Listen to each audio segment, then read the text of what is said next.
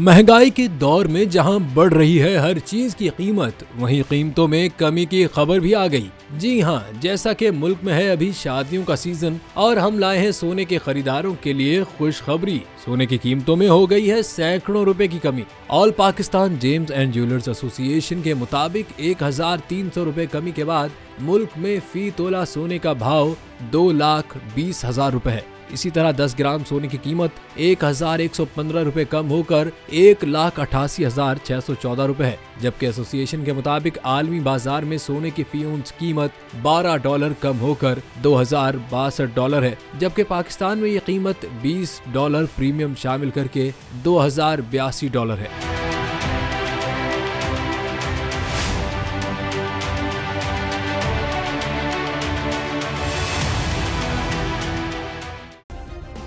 Subscribe करें और bell दबाएं ताकि कोई खबर रह न जाए।